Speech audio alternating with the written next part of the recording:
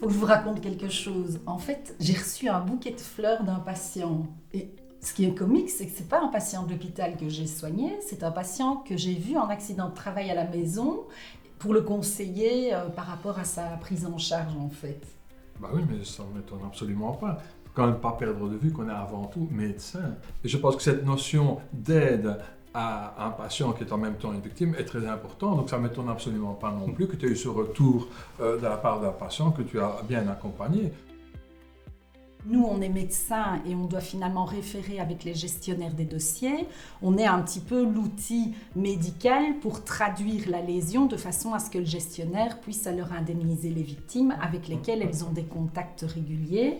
Et quand on a des soucis par rapport à des contrats et qu'on ne sait pas trop bien comment on doit faire pour indemniser, mais on a toujours les gestionnaires qui sont là pour nous aider et ça, c'est vraiment très agréable. Et d'autant faut-il connaître le boulot d'assurance parce que tes gestionnaires vont te demander tour à tour d'émissions de droit commun, d'accidents de travail, de revenus garantis, d'accidents sportifs, des questions légales de tous ordres. Ce qui est très rassurant, c'est qu'on n'est finalement jamais seul. On peut résoudre la problématique médicale et on travaille toujours en tandem avec un gestionnaire pour répondre à la question juridique.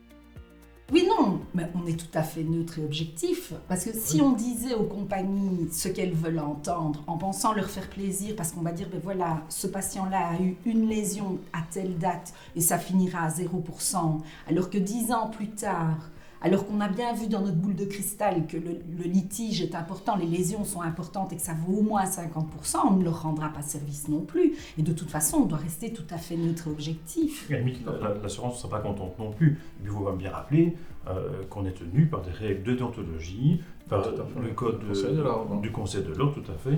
Et ce qui compte, c'est d'avoir un médecin neutre, objectif, de qualité pour faire une évaluation correcte. Il n'y a pas de parti pris ni pour l'entreprise d'assurance ni pour la victime. Nous, on est indépendants. Dans notre décision, on est indépendants. Tout à fait. Tout à fait. Le ou la médecin qui sort de médecine avec sa licence d'assurance en plus, je l'engage de suite parce que j'ai beaucoup de mal à trouver un médecin pour venir collaborer ou s'associer avec moi. Le milieu est en pénurie. Là, le numerus clausus n'existe pas dans le milieu de l'expertise, que du contraire. C'est bien pour ça, pour répondre à ce problème de pénurie, qu'une initiative a été prise. On a créé l'ASBL Expecto pour essayer d'attirer des jeunes en médecine d'expertise et de financer leur stage. Oui, l'expertise est une bonne alternative, peu importe le stade de la carrière ou pour compléter, effectivement. Ça, c'est sûr.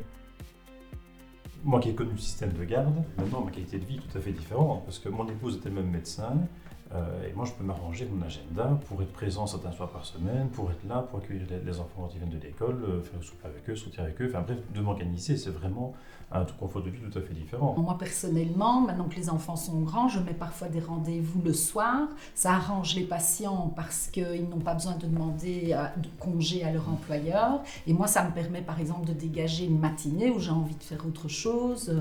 Et donc ça, c'est vraiment très agréable.